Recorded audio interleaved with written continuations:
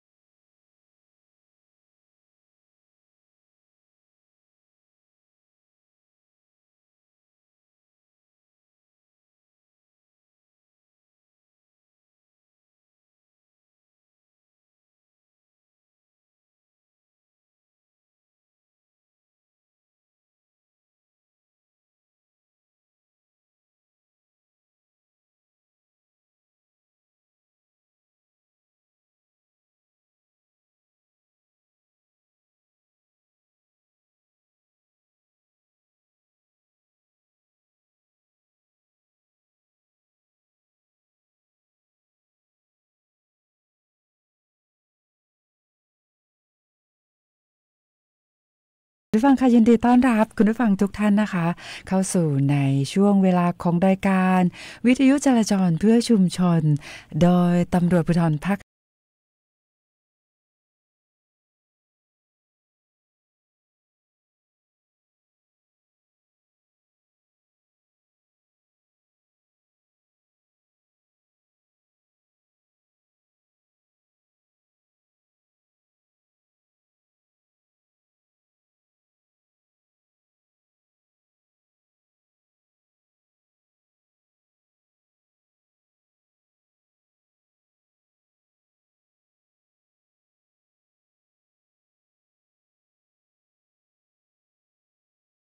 วันนี้จันทร์ที่20ตุลาคม2568นะคะจันทร์แรกนะคะในช่วงปลายเดือนตุลาคมแล้วนะคะ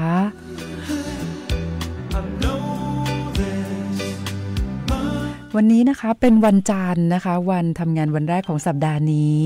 แล้วก็วันเปิดภาคเรียนของหลายๆโรงเรียนเลยนะคะก็ตอนนี้นะพูดถึงในตัวเมืองเชียงใหม่เนี่ยนะคะโรงเรียนนะคะก็เปิดเกือบจะครบแล้วนะคะดังนั้นในช่วงเช้าแล้วก็ช่วงเย็นแบบนี้นะคะช่วงเลิกเรียนเลิกงานนะคะก็อาจจะมีปริมาณรถค่อนข้างที่จะเยอะนะคะแล้วก็เดี๋ยวในช่วงท้ายรายการค่ะเราก็จะมีท่านสารวัตรจราจรจากกลุ่มงานจราจรตำรวจภูธรจังหวัดเชียงใหม่นะคะมารายงานในเรื่องของสภาพการจราจรด้วยแล้วก็ข้อมูลนะคะต่างๆที่เป็นประโยชน์ต่อคุณผู้ฟังที่จะใช้ประโยชน์ในการวางแผนการเดินทางต่อไปด้วยนะคะเดี๋ยวช่วงท้ายก็จะมีการสัมภาษณ์ท่านสารวัตรจราจรกันนะคะ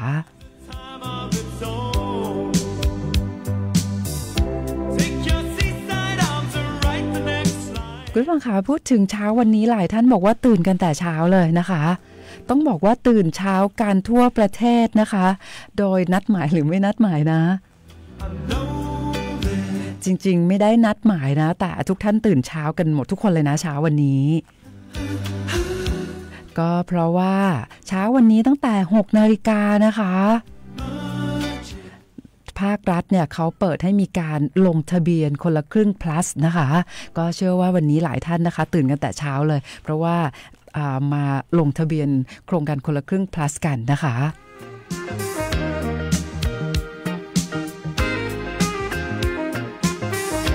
แล้วก็ดีใจนะคะกับคุณผู้ฟังพี่น้องประชาชนนะคะที่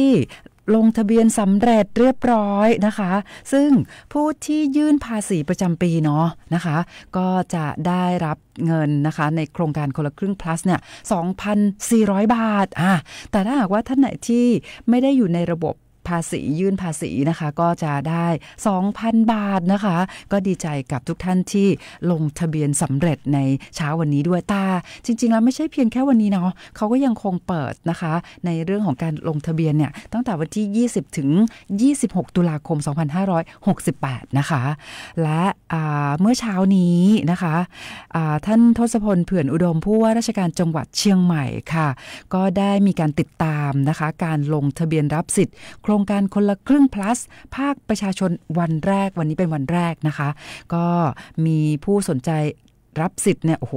มากมายเลยนะคะก็เช้าวันนี้ท่านผู้ว่าราชการจังหวัดเชียงใหม่ได้นำหัวหน้าส่วนราชการและหน่วยงานที่เกี่ยวข้องค่ะลงพื้นที่ประชาสัมพันธ์โครงการคนละครึ่ง plus นะคะพร้อมทั้งติดตามบรรยากาศการลงทะเบียนเพื่อสร้างการรับรู้รับฟังปัญหาและข้อเสนอแนะจากผู้ประกอบการและประชาชนเกี่ยวกับโครงการคนละครึ่ง plus นะคะซึ่งวันนี้วันจันทร์ที่20ตุลาคม2568วันนี้เป็นวันแรกของการเปิดรับลงทะเบียนนะคะก็มีการเปิดให้ลงทะเบียนตั้งแต่เวลา 6 นาฬิกาแล้วก็หลังจากที่เปิดให้ลงทะเบียนนะคะในส่วนของผู้ประกอบการไปแล้วนะคะเมื่อวันที่15ตุลาคม2568ที่ผ่านมาวันนี้ก็จะเป็นภาคประชาชนนะคะซึ่ง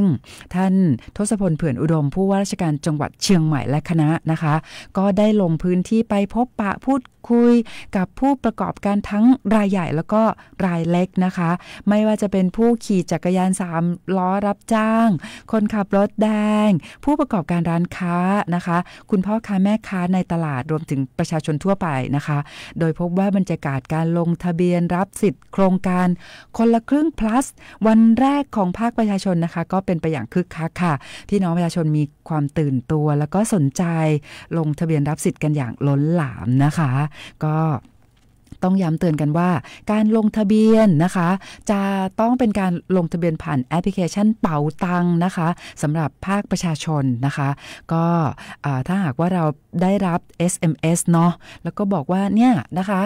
เชิญชวนให้ลงทะเบียนแล้วก็แนบลิงก์อันนี้อย่าได้หลงเชื่อนะคะเพราะว่าเราต้องปลอดภัยไว้ก่อนเพราะว่ามิจฉาชีพเนี่ยมักจะฉวยโอกาสนะคะซึ่งตอนนี้พี่น้องประชาชนทั่วประเทศนะคะก็สนใจมากเลยเกี่ยวกับในเรื่องของโครงการคนละครึ่ง plus นะคะมิจฉาชีพก็ฉวยโอกาสนี้เช่นกันนะคะก็มักจะหลอกลวงพี่น้องประชาชนในหลากหลายรูปแบบนะคะก็อาจจะมีการส่ง SMS มาหรือว่ามีการส่งข้อความนะคะผ่านสื่อโซเชียลมีเดียแล้วก็แนบลิงก์อันนี้ต้องบอกเลยว่าอย่าได้หลงเชื่อนะคะเพราะว่าการลงทะเบียนรับสิทธิ์โครงการคนละครึ่ง plus เนี่ยนะคะผ่านแอปพลิเคชันเป๋าตังเท่านั้นนะคะอันนี้ก็ต้องมาย้ำเตือนกันนะคะเพราะว่ามิจฉาชีพยังคงพยายามหาหลากหลายวิธีที่จะหลอกลวงพี่น้องประชาชนนะคะเอาละค่ะคุณผู้ฟังคะมาพูดคุยกันถึงในเรื่องของสภาพอากาศก่อนดีกว่านะคะซึ่งวันนี้เนี่ยศูนย์อุตุนิยมวิทยาภาคเหนือนะคะก็บอกว่าภาคเหนือของเราเนี่ยนะคะตอนนี้มีฝนลดลงแต่ก็ยังคงมีฝนตกอยู่บ้างนะคะแล้วก็จากการติดตามกลุ่มฝนด้วยเรดาร์ภาคเหนือตอนบนนะคะก็เป็นเรดาร์ที่ลำพูนค่ะเวลา 16 นาฬิกาของวันนี้นะคะมีการตรวจพบกลุ่มฝนฟ้าคะนองฝนโปรยกำลังอ่อนถึงปานกลางแล้วก็หนักในบางพื้นที่ด้วยนะคะอย่างเช่นที่จังหวัดเชียงใหม่เนี่ยนะคะเวลา 16 นาฬิกาค่ะเรดาร์ลำพูนตรวจพบนะคะกลุ่มฝนฟ้าคะนองฝนโปรยกำลังอ่อนปานกลางแล้วก็หนักนะคะในอำเภอชัยปราการแม่แตงพร้าวดอยสะเก็ดแม่วางดอยเต่าอมก๋อยแม่ออนแม่แจ่มฮอดสันทรายแล้วก็ที่อำเภอสันกำแพงนะคะดังนั้นถ้าหากว่าคุณผู้ฟังกำลังขับรถอยู่ในช่วงที่มีฝนตกในพื้นที่ดังกล่าวนะคะก็ต้องใช้ความระมัดระวังในการขับรถด้วยนะคะคุณผู้ฟังคะวันนี้นะคะเราก็จะมีเรื่องมาเตือนภัยให้กับคุณผู้ฟังได้รับทราบว่ามิจฉาชีพนะมีการพัฒนาในเรื่องของกลโกงการหลอกลวงยังไงถึงยังคงมีพี่น้องประชาชนนะคะแล้วก็เด็กๆนะคะที่ยังคงตกเป็นเหยื่อของแก๊งมิจฉาชีพโดยเฉพาะการหลอกลวงแบบรูปแบบของแก๊ง call center นะคะหรือการข่มขู่ให้เกิดความกลัวแล้วหลอกให้โอนเงินนะคะเดี๋ยววันนี้เราก็จะมาเล่าให้คุณผู้ฟังฟังว่าเขามีเทคนิคพิเศษอะไรเพิ่มเติมถึงทำให้มีผู้หลงเชื่อนะคะเดี๋ยวเราก็จะมาเล่าให้คุณผู้ฟังฟังนะคะแต่ว่าตอนนี้ค่ะขออนุญาตทักทายคุณผู้ฟังที่ให้เกียรติทักทายเราเข้ามาผ่านเพจสวทเชียงใหม่ PRD กันก่อนนะคะท่านแรกเลยคุณสิริพรนะคะคุณสิริพรบอกว่าวันนี้เนี่ยที่สันป่าตองเชียงใหม่อากาศสดใสนะคะคุณสิรินันท์บอกว่าที่แม่ทาตอนเช้าวันนี้เนี่ยมีหมอกด้วยนะคะโอ้ดีจังเลยนะคะเช้าที่แม่ทาลำพูนมีหมอกนะคะแต่ว่าตอนบ่ายอากาศร้อนมากนะคะก็อากาศเปลี่ยนแปลงนะคะในช่วงนี้ค่ะแล้วก็คุณพันนีนะคะจากเชียงใหม่บอกว่าฟังรายการทุกวันเลยขอบคุณมากๆค่ะต้อนรับคุณพงศักดิ์จากกทมด้วยคุณสุรินทร์จากนครศรีธรรมราชนะคะขอบคุณมากๆเลยค่ะคุณสุทัศน์สันปะตองเชียงใหม่นะคะคุณพี่ดวงรัตน์บอกว่าที่แม่โจ้วันนี้อากาศดีมากเลยดีใจด้วยนะคะตอนนี้เราก็ยังคงมีบทเพลงเพราะๆมาฝากคุณผู้ฟังนะคะแล้วเดี๋ยวเราจะมาเล่าให้คุณผู้ฟังฟังว่าตอนนี้นะกลโกงของแก๊งมิจฉาชีพนะคะเขาเพิ่มการหลอกลวงสร้างความน่าเชื่อถืออย่างไรถึงทำให้มีผู้หลงเชื่อนะคะเดี๋ยวตอนนี้มาฟังเพลงเพราะๆอีกหนึ่งเพลงกันดีกว่าค่ะ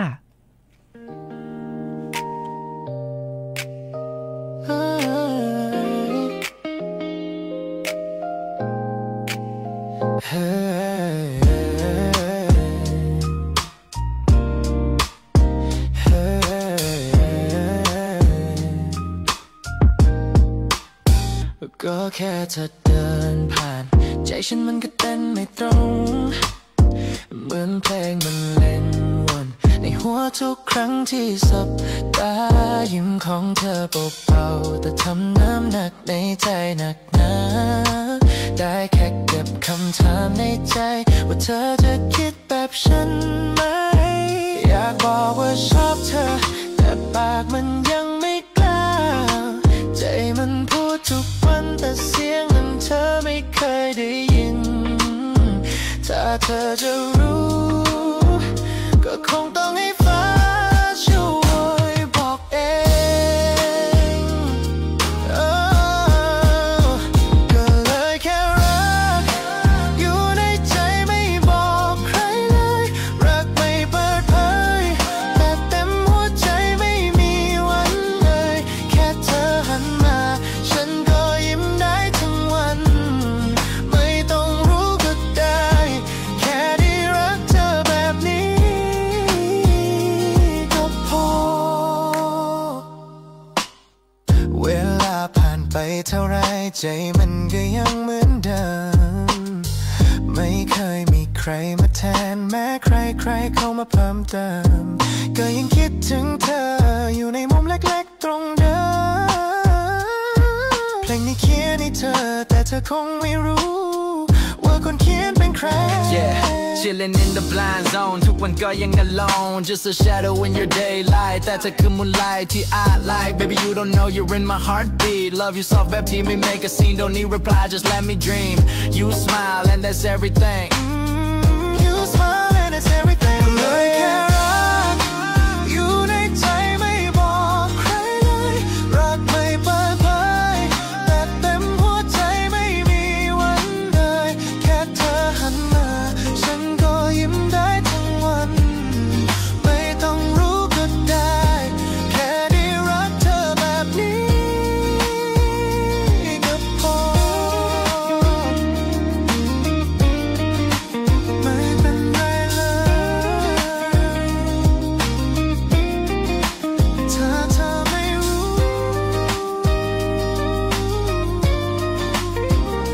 ฉันก็รักได้ขอแค่ในใจ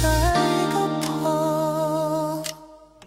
ค่ะคุณผู้ฟังค่ะอีกหนึ่งบทเพลงนะคะที่ตอนนี้กำลังได้รับความนิยมในสื่อสังคมออนไลน์มากๆเลยนะคะกับเพลงที่ชื่อว่าแค่ในใจค่ะ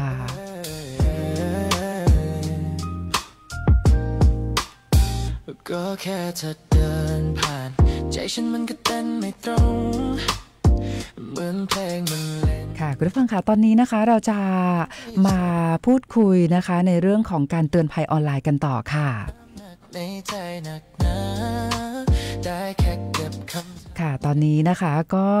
ยังคงมีการพบนะคะว่าแก๊งมิจฉาชีพเนี่ยนะคะยังคงมุ่งเป้าไปที่น้องๆนักเรียนนักศึกษานะคะในการหลอกลวงในรูปแบบของแก๊ง call center ค่ะหรือที่เราเรียกกันว่าการข่มขู่ให้เกิดความกลัวแล้วหลอกให้โอนเงินนะคะถึงแม้ว่ารูปแบบของการหลอกลวงนะคะจะเป็นแบบเดิมเลยก็คือจะมีการโทรศัพท์มานะคะแอบอ้างว่าเป็นเจ้าหน้าที่นะคะจากตอนนี้เขาไม่เป็นตำรวจแล้วนะเขาใช้การแอบอ้างเป็นเจ้าหน้าที่หน่วยงานของรัฐเนี่ยแอบอ้างเป็นเจ้าหน้าที่ของกรมสอบสวนคดีพิเศษหรือว่า DSI นะคะตอนนี้เขาเริ่มมาแอบอ้างเป็นเจ้าหน้าที่ของรัฐในหน่วยงานนี้นะคะไม่ได้เป็นตำรวจแล้วนะแต่ว่าเป็นกรมสอบสวนคดีพิเศษ DSI นะคะและก็ยังคงโทรศัพท์มาหาน้องๆนักเรียนนักศึกษาซึ่งมิจฉาชีพเนี่ยทำกันบ้านมาก่อนนะคะว่าน้องๆที่จะเป็นเป้าหมายของมิจฉาชีพเนี่ยนะคะชื่อนามสกุลอะไรหมายเลขบัตรประชาชนอะไรนี่คือมิจฉาชีพทำกันบ้านมาก่อนแล้วแต่รูปแบบของการหลอกลวงยังเป็นแบบเดิมเลยนะคะนั่นก็คือบอกว่าเนี่ยน้องนะคะได้ถูกนำเอาข้อมูลนะคะไปใช้ในการเปิดบัญชีม้านะคะแล้วก็ตอนนี้เนี่ยตรวจพบว่าบัญชีม้านั่นนะคะถูกใช้ในการหลอกลวงพี่น้องประชาชนเนาะแล้วดังนี้ตอนนั้นเนี่ยน้องก็เลยถูกดำเนินคดีข้อหาฟอกเงินนะคะก็จะมา ลักษณะแบบนี้ยังคงเป็นรูปแบบนี้แล้วก็มีการโอนสายนะคะเหมือนกับที่เราเคยเปิดคลิปเสียงให้กับคุณผู้ฟังได้รับฟังในช่วงที่ผ่านมานะคะก็ตอนแรกก็จะเป็นเจ้าหน้าที่นะคะเบื้องต้นแล้วก็จะบอกว่าเนี่ยเดี๋ยวให้คุยกับหัวหน้านะคะก็จะเป็นมิจฉาชีพอีกคนนึงส่งต่อกันนะคะแล้วก็จะบอกว่าเนี่ยตัวเองมียศด้วยนะเพราะว่าจริงๆแล้วเนี่ยเจ้าหน้าที่จากกรมสอบสวนคดีพิเศษก็อาจจะเคยเป็นเจ้าหน้าที่ตำรวจมาก่อนเนาะนะคะแล้วก็จะมีการพูดคุยนะคะขอแอดไลน์แล้วก็วิดีโอคอลนะคะซึ่งวิดีโอคอลเนี่ยก็จะมีฉากหลังนะคะให้เหมือนกับเป็นกรมสอบสวนคดีพิเศษนะคะแล้วในขณะเดียวกันก็จะมีเสียงนะคะอาจจะเป็นเสียงพูดคุยโทรศัพท์แล้วก็ให้เสมอกับว่าตอนนี้เนี่ยนะคะเขาปฏิบัติหน้าที่อยู่ที่กรมสอบสวนคดีพิเศษที่อยู่แจ้งวัฒนะจะเป็นลักษณะแบบนั้นนะคะคราวนี้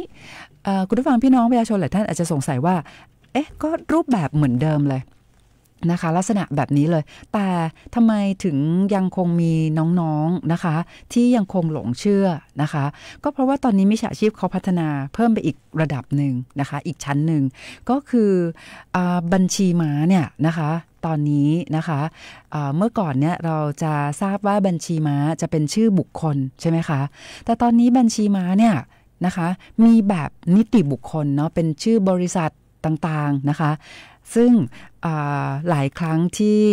เราอาจจะเข้าใจว่าบัญชีม้านะคะที่เป็นบริษัทเนี่ยไม่น่าจะใช่เนาะแต่จริงๆตอนนี้ต้องบอกว่าถ้าไปเจอในรูปแบบของบริษัทนะคะก็ยังเชื่อไม่ได้นะอาจจะเป็นม้านิติบุคคลก็ได้คราวนี้แก๊งมิจฉาชีพแก๊ง call center ค่ะเขาใช้วิธีการแบบนี้ที่หลอกน้องๆนักเรียนนักศึกษานะคะก็คือรูปแบบน้องเอาถูกข้อมูลเอาไปใช้หรือเปล่าเพื่อเป็นการแสดงความบริสุทธิ์ว่าน้องไม่ได้เกี่ยวข้องนะแต่ถูกเอาข้อมูลไปใช้ในการทำบัญชีม้าหลอกลวงพี่น้องประชาชนเนี่ยวิธีการแก้ปัญหาก็คือโอนเงินมาให้ตรวจสอบเป็นแบบนี้เลยนะคะทำไมน้องถึงเชื่อนะคะเพราะว่าคดีนี้เนี่ยเกิดขึ้นในพื้นที่รับผิดชอบของสถานีตำรวจภูธรช้างเผือกจังหวัดเชียงใหม่อันนี้ต้องชื่นชมเจ้าหน้าที่ตำรวจนะคะเพราะว่าพอได้รับแจ้งจากพี่น้องประชาชนที่ตกเป็นผู้เสียหายปุ๊บเนี่ยเจ้าหน้าที่ตำรวจก็ลงพื้นที่ติดตามนะคะแล้วก็สามารถนำทรัพย์สินนะคะมาคืนให้กับผู้เสียหายได้แต่ว่าไม่ได้ทั้งหมดนะเพราะว่าก่อนหน้านี้เนี่ยน้องถูกแก๊งมิจฉาชีพนะคะหลอกให้โอนเงินไปหลายครั้งแล้วนะคะเป็นจำนวนหลักหมื่นเนาะนะคะอันนี้ก็คือน้องโอนให้กับมิจฉาชีพไปหลายครั้งแล้วนะคะและล่าสุดมิจฉาชีพพอหลอกให้น้องโอนเงินนะคะก็ยังคงหลอกให้น้องไปนำทองคำของคุณแม่นะคะซึ่งมีน้ำหนักรวมเนี่ย8 บาทนะคะไปเอาทองคำของคุณแม่เนี่ยนะคะมาให้กับมิจฉาชีพนะคะซึ่งจริงๆตัวมิจฉาชีพเนี่ยไม่ได้อยู่ในประเทศไทยเลยนะมิจฉาชีพเนี่ยอยู่ต่างประเทศใช่ไหมคะแต่ปรากฏว่ามิจฉาชีพเนี่ยนะคะก็หลอกลวงนะคะน้องๆนักเรียนนักศึกษานะคะซึ่งน้องผู้เสียหายที่ไปนำเอาทองคำของคุณแม่เนี่ยนะคะหลงเชื่อมิจฉาชีพเนี่ยให้เอาทองคำเนี่ยไปไว้ที่โรงแรมนะคะหมายเลขห้องพักห้องนี้ให้เอาแค่ทองคำไปไว้นะคะแล้วมิจฉาชีพก็ไปหลอกน้องอีกคนนึงซึ่งก่อนหน้านี้ก็ถูกหลอกให้โอนเงินหมดแล้วนะแล้วก็บอกว่าเนี่ยให้ไปเอาทองคำนะคะที่ห้องพักหมายเลขนี้ไปขายที่ร้านทองแล้วก็จะให้โอนเงินให้กับแก๊งมิจฉาชีพนะคะแต่ว่าในคดีนี้เนี่ยเจ้าหน้าที่ตำรวจของสถานีตำรวจภูธรช้างเผือกจังหวัดเชียงใหม่นะคะสามารถติดตามทองคำนะคะมาคืนให้กับผู้เสียหายได้คราวนี้เราจะย้อนไปถึงว่าทำไมน้องนะคะถึงหลงเชื่อในการโอนเงินให้กับมิจฉาชีพแล้วก็ในการไปนำทองคำของคุณแม่เนี่ยนะคะมาไว้ที่ห้องพักที่โรงแรมก็เพราะว่ามิจฉาชีพนะคะเขาแอบอ้างเป็นเจ้าหน้าที่ของ DSI นะคะแล้วก็บอกว่าน้องเนี่ยถูกแจ้งข้อกล่าวหาฟอกเงินนะคะโดยเขาสร้างความเชื่อถือให้กับน้องนะคะโดยการแอดไลน์นะคะแล้วก็มีชื่อนามสกุลหมายเลขบัตรประชาชนถูกต้องหมดนะคะอันนี้เป็นมุกเดิมแต่ที่สร้างความน่าเชื่อถือให้กับน้องก็คือว่ามิจฉาชีพบอกว่าในตอนนี้นะให้น้องเนี่ยโอนเงินนะคะไปให้กับเจ้าหน้าไปให้กับปปง.เพราะว่าตอนนี้น้องถูกดำเนินคดีข้อหาฟอกเงินนะคะมิจฉาชีพให้เลขบัญชี ของสำนักงานปปงค่ะใช้แบบนี้เลยนะคะแล้วให้น้องเนี่ยโอนเงินไป20 บาทตอนแรกนะคะซึ่งน้องโอนไป20 บาทปุ๊บเนี่ยนะคะบัญชีปลายทางที่น้องโอนเป็นของสำนักงานปปงจริงอ่ะมิจฉาชีพไปเอาเลขบัญชีของปปงมาให้น้องโอนในตอนแรกพอน้องโอนปุ๊บใช่ไหมคะก็ขึ้นว่าเป็นบัญชีของปปงน้องเลยเชื่อค่ะมิจฉาชีพใช้แบบนี้นะดังนั้นก็นำเรียนให้กับคุณผู้ฟังพี่น้องประชาชนนะคะได้รู้เท่าทันกลโกงของแก๊งมิจฉาชีพนะคะเพื่อที่จะบอกเล่าให้กับน้องๆนะคะบุคคลในครอบครัวว่าเนี่ยนะคะเขาแอบอ้างเป็นเจ้าหน้าที่ DSI นะคะแล้วก็บอกว่าน้องมีหมายเรียกหมายจับถูกดำเนินคดีข้อหาฟอกเงินให้โอนเงินนะคะแล้วก็ปลายทางเนี่ยบัญชีที่โอนไปเนี่ยเป็นสำนักงานปปงจริงอ่ะแต่ให้โอนเงินไป20 บาทนะคะต่อมาก็บอกว่าเนี่ยต้องโอนเงินมาให้ตรวจสอบเนาะเพื่อเป็นการแสดงความบริสุทธิ์น้องก็โอนไปนะคะโอนไปหลักหมื่นหลายครั้งนะคะแล้วบัญชีที่น้องโอนนะคะก็เป็นชื่อบัญชีบริษัทนะคะซึ่งมิจฉาชีพก็จะบอกว่าเนี่ยเพราะว่าคนที่เป็นผู้เสียหายเนี่ยเป็นชื่อบริษัทนี้ซึ่งจริงๆเป็นบัญชีม้านิติบุคคลค่ะน้องก็เลยหลงเชื่อนะคะพอน้องโอนเงินตัวเองหมดแล้วเนี่ยมิจฉาชีพก็หลอกให้น้องเพราะว่ามิจฉาชีพเนี่ยปลอมเป็นเจ้าหน้าที่กรมสอบสวนคดีพิเศษ DSI นะคะซึ่งน้องก็เลยหลงเชื่อนึกว่าเป็นเรื่องจริงก็มิจฉาชีพหลอกให้น้องเนี่ยมาเอาทองคำของคุณแม่น้ำหนัก8 บาทนะคะบอกว่าเนี่ยเพื่อเป็นการตรวจสอบนะพอตรวจสอบปุ๊บเนี่ยเดี๋ยวก็จะคืนทั้งหมดแหละนะคะและมิจฉาชีพพอน้องหลงเชื่อก็เอาทอง8 บาทเนี่ยมาไว้ที่ห้องพักในโรงแรมแห่งหนึ่งในพื้นที่รับผิดชอบของสถานีตำรวจภูธรช้างเผือกจังหวัดเชียงใหม่นะคะและมิจฉาชีพก็ไปหลอกน้องผู้หญิงอีกคนนึงที่ก่อนหน้านี้ก็หลอกเหมือนกันเลยลักษณะเหมือนกันน้องก็เลยเชื่อและมิจฉาชีพก็บอกว่าให้น้องเนี่ยน้องผู้หญิงนะคะมาเอาทองคำน้ำหนัก8 บาทเนี่ยที่ห้องพักของโรงแรมนี้หมายเลขนี้น้องผู้หญิงก็มาเอาทองคำไปจริงค่ะเชื่อมิจฉาชีพนะคะแต่ปรากฏว่าน้องผู้หญิงที่ถูกมิจฉาชีพหลอกให้มาเอาทองคำไปขายเนี่ยนะคะปรากฏว่าร้านทองนะคะเขาก็ตรวจสอบก่อนว่าเนี่ยจะเอาทองมาขายนะจะต้องเอาบัตรประจำตัวประชาชนมาด้วยนะการที่จะมาซื้อขายทองเนี่ยไม่ได้มาทำได้เลยต้องมีบัตรประจำตัวประชาชนปรากฏว่าน้องไม่ได้เอาบัตรมาค่ะพอน้องไม่ได้เอาบัตรมาเนี่ยก็เลยทำให้ทองคำเนี่ยยังไม่ถูกขายไปนะคะเพราะว่าถ้าเกิดน้องขายทองคำได้เนี่ยน้องก็จะต้องเอาเงินสดที่ได้นะไปโอนให้กับมิจฉาชีพแล้วก็น้องจะตามไม่ทันละนะคะเพราะว่าโอนปั๊บนึงเนี่ยเข้าบัญชีม้ามาก็จะโอนต่อไปเลยนะคะปรากฏว่าน้องผู้หญิงที่ถูกให้นำเอาทองคำเนี่ยไปจำหน่ายเนี่ยจำหน่ายไม่ได้เพราะว่าไม่ได้เอาบัตรไปแต่ว่าน้องผู้ชายที่ไปเอาทองคำของแม่มาน้ำหนัก8 บาทแล้วไปทิ้งที่ห้องพักที่โรงแรมนี้เนี่ยปรากฏว่าถูกคุณแม่คาดคั้นนะคะพอคุณแม่คาดคั้นปุ๊บก็เลยรู้ว่าถูกมิจฉาชีพหลอกก็รีบพากันมาที่สถานีตำรวจภูธรช้างเผือกจังหวัดเชียงใหม่เจ้าหน้าที่ตำรวจพอได้รับแจ้งปุ๊บก็ติดตามนะคะสืบสวนติดตามก็เจอว่าน้องผู้หญิงที่เอาทองคำไปเนี่ยอยู่ที่ไหนอย่างไรนะคะก็เลยไปติดตามได้นะคะซึ่งจริงๆน้องเนี่ยน้องผู้หญิงที่ไปเอาทองคำเนี่ยที่จะเตรียมไปขายเนี่ยนะคะก็ถูกหลอกมาเหมือนกันนะคะถูกมิจฉาชีพหลอกแบบนี้แหละนะคะก็ยังโชคดีที่น้องไม่ได้เอาบัตรไปนะคะร้านทองก็ไม่ให้ขายค่ะเพราะว่าไม่มีบัตรประจำตัวประชาชนนะคะก็เลยทำให้เจ้าหน้าที่ตำรวจเนี่ยสามารถติดตามนะคะเอาทองคำมาคืนให้กับผู้เสียหายได้แต่ว่าเงินที่น้องทั้ง2 คนถูกหลอกในช่วงแรกที่โอนเงินไปรอบแรกเลย20 บาทให้กับสำนักงานปปงนะคะแล้วก็โอนให้กับม้านิติบุคคลที่เป็นชื่อบริษัทเนี่ยนะคะอันนี้ก็จริงๆแล้วเนี่ยอาจจะไม่ทันนะเพราะว่าถูกโอนไปหลายทอดแต่อย่างไรก็ตามนะคะก็พอตอนนี้เนี่ยเข้าสู่กระบวนการนะคะของทางเจ้าหน้าที่ตำรวจก็จะมีการติดตามนะคะแล้วก็อายัดบัญชีเนาะแล้วก็จะตามแม้ว่าจะถูกโอนไปกี่บัญชีก็ตามนะคะอันนี้ก็นำมาเล่าให้กับคุณผู้ฟังได้รับทราบว่ามิจฉาชีพพัฒนาแบบนี้ด้วยการมีบัญชีม้านิติบุคคลทำให้น้องๆนักเรียนนักศึกษาที่ถูกหลอกเนี่ยนะคะเชื่อแล้วบัญชีแรกที่ให้น้องโอนนะคะมิจฉาชีพหลอกให้น้องโอนเข้าบัญชีของสำนักงานปปง แบบนี้เลยพอน้องเห็นบัญชีปลายทางเป็นชื่อสำนักงานปปงจริงนะคะอันนี้ก็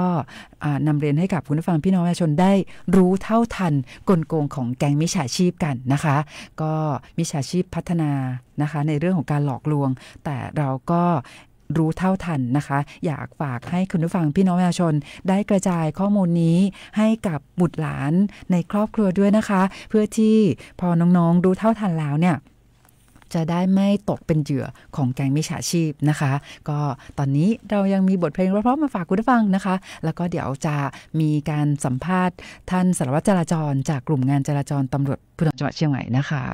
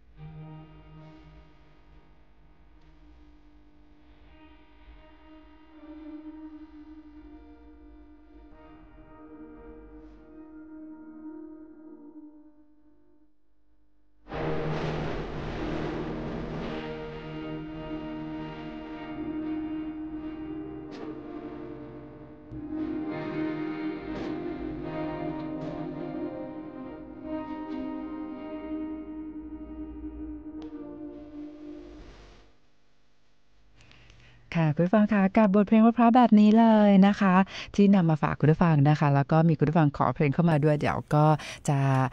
เปิดให้ต่อไปนะคะแต่ว่าตอนนี้ค่ะเราจะไปสัมภาษณ์นะคะท่านพันตำรวจโท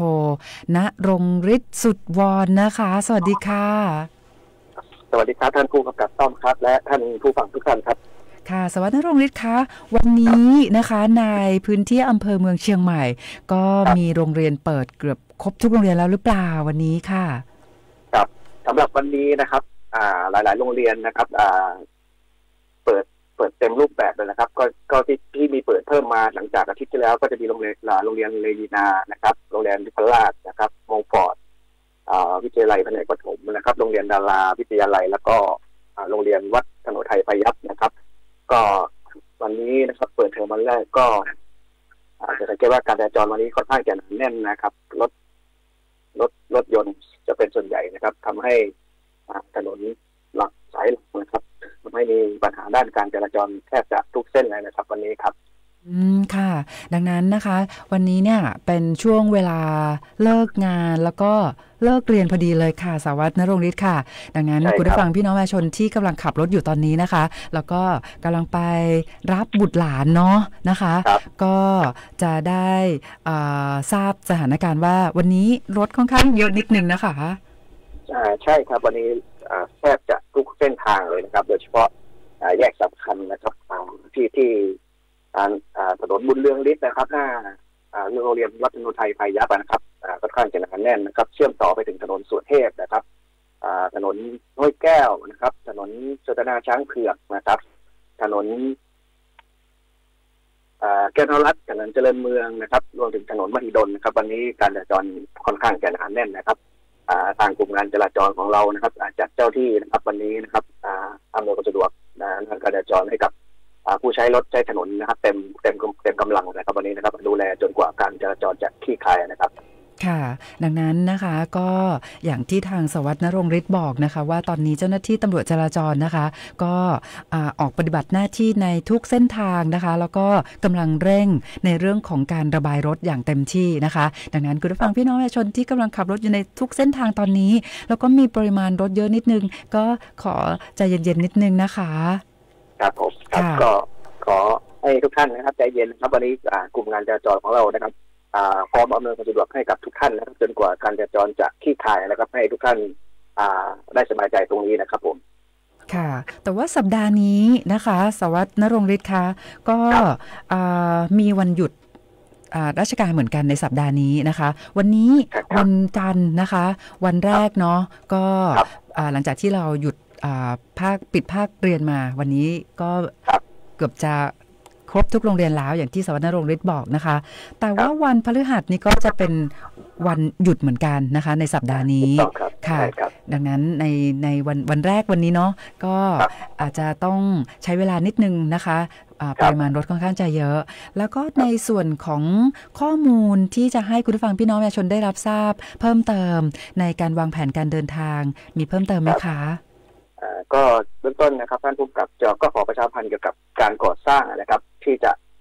กระทบกับการสัญจรนะครับการใช้รถใช้ถนนของพี่น้องประชาชนนะครับในช่วงนี้นะครับแขวงการทางนะครับจะมีการก่อสร้างนะครับแผ่นกันเสียงนะครับบริเวณสะพานข้ามแยกหนองหอยแล้วก็สะพานข้ามแยก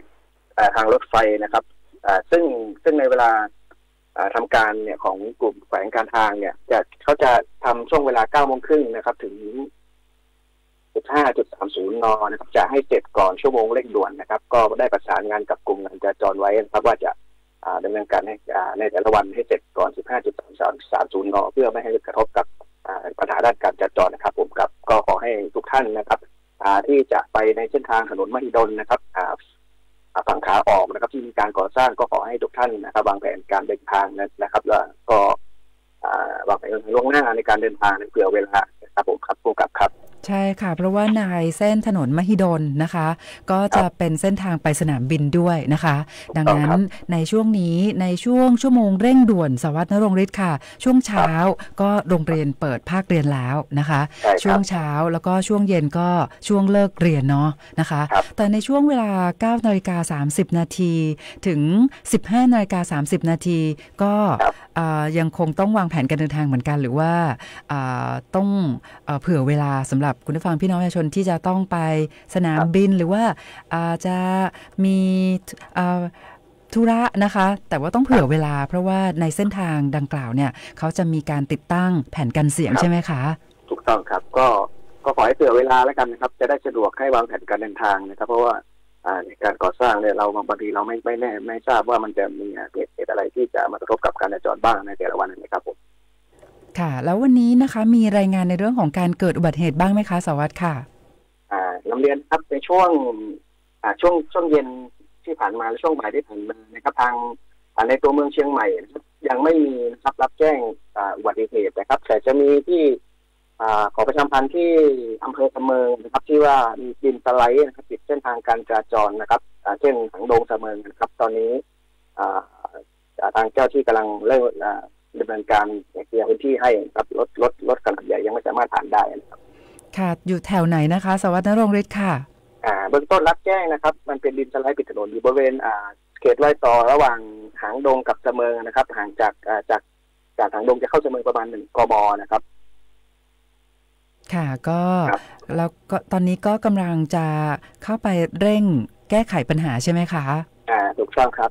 ได้รับแจ้งว่าตอนนี้ก็ทางแผนก็ได้เข้าไปแก้ไขปัญหานะครับสามารถเปิดการจราจรได้ประมาณ1ช่องทางนะครับตอนนี้ครับผมค่ะก็ทำให้คุณผู้ฟังพี่น้องประชาชนที่จะเดินทางผ่านเส้นทางดังกล่าวจะได้ทราบสถานการณ์ว่าเขามีในเรื่องของดินสไลด์นะคะแล้วก็แต่เจ้าหน้าที่ทุกภาคส่วนเนี่ยก็กำลังเร่งดำเนินการแก้ไขแล้วนะคะ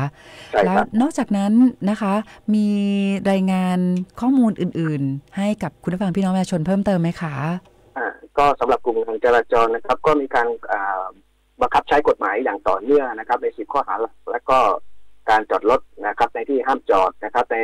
ถนนนะครับที่มีการจราจรหนาแน่นนะครับก็ทางกลุ่มงานจราจรนะครับก็มีการบังคับใช้กฎหมายอย่างต่อเนื่องนะครับก็เพื่อที่จะไม่ให้นะครับสำหรับผู้ที่จอดรถนะครับในเขตห้ามจอดต่างๆนะครับขอให้ทุกท่านนะครับสังเกตนะครับป้ายห้ามจอดต่างๆนะครับขอให้ทุกท่านจอดรถนะครับอย่าให้จอดไปกระทบกับสิทธิของคนอื่นนะครับเพราะถ้าหากมีการจอดฝ่าฝืนกฎหมายเนี่ยกรมการจราจรก็จะเข้าไปดำเนินการตามกฎหมายนะครับเหมือนทุกอันที่ผ่านครับค่ะก็คือในตอนแรกเนี่ยนะคะทางเจ้าหน้าที่ก็จะมีการเตือนก่อนเนาะนะคะแต่ถ้าหากว่าเราแจ้งเตือนแล้วนะคะยังคงมีผู้ที่ฝ่าฝืนก็อาจจะต้องได้รับใบสั่งจากเจ้าพนักงานจราจรนะคะซึ่งอันนี้เป็นสิ่งที่จะต้องดำเนินการนะครับค่ะดังนั้นนะคะปฏิบัติตามกฎกันดีกว่านะคะเพื่อที่ว่าอย่างเช่นตอนนี้เนี่ยนะคะในช่วงชั่วโมงเร่งด่วนนะคะตอนเย็นก็ปริมาณรถเยอะนะคะถ้าหากว่าเราไปจอดในที่ห้ามจอดก็จะทำให้การจราจรยิ่งติดขัดเนาะดังนั้นร่วมด้วยช่วยกันนะคะปฏิบัติตามกฎจราจรโดยเคร่งครัดดีกว่านะคะค่ะสวัสดิ์นรงค์ฤทธิ์มีอะไรฝากคุณผู้ฟังในช่วงท้ายนี้อีกไหมคะเชิญได้เลยค่ะก็นะครับวันนี้ปิดเปิดเทอมวันแรกนะครับการจราจรบนถนนเส้นทางต่างๆอาจจะมีการจราจรต้องค่อนข้างหนาแน่นนะครับก็ขอให้ผู้ใช้รถใช้ถนนทุกท่านนะครับขับรถนะครับด้วยความใจเย็นนะครับไม่ประมาทนะครับเพื่อต่อผู้ใช้รถผู้ร่วมทางนะครับทางกลุ่มงานจราจรนะครับจะเร่งอำนวยความสะดวกนะครับจุดไหนที่จราจรหนาแน่นนะครับเราจะเข้าไปแก้ไขปัญหาให้ทุกท่านให้ได้รับความสะดวกอย่างแน่นอนครับผมครับค่ะต้องขอบคุณมากๆเลยนะคะพันตำรวจโทณรงค์ฤทธิ์สุดวรค่ะขอบคุณค่ะสวัสดีครับสวัสดีทุกท่านครับค่ะสวัสดีค่ะค่ะคุณผู้ฟังค่ะก็ตอนนี้นะคะทุกเส้นทางนะคะมีปริมาณรถค่อนข้างที่จะเยอะนะคะก็อยากให้ทุกท่านนะคะใจเย็นๆนิดนึงนะคะเจ้าหน้าที่กำลังเร่งในเรื่องของการระบายรถทุกเส้นทางค่ะตอนนี้นะคะขออนุญาตทักทายคุณผู้ฟังที่ทักทายเราเข้ามาผ่านเพจสวท.เชียงใหม่ PRD เพิ่มเติมค่ะมีคุณสุปริยาจากเชียงใหม่นะคะพระขัตติยะจากนครราชสีมาด้วยนะคะค่ะขอบคุณมากๆเลยนะคะคุณผู้ฟังค่ะมาถึงช่วงสุดท้ายของรายการแล้วนะคะ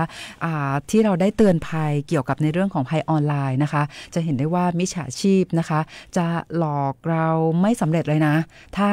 ไม่มีในเรื่องของบัญชีม้าเพราะมิจฉาชีพไม่ใช้บัญชีของตัวเองแน่ๆในการรับโอนเงินนะคะแต่ใช้บัญชีม้าดังนั้นนะคะย้ำสำหรับ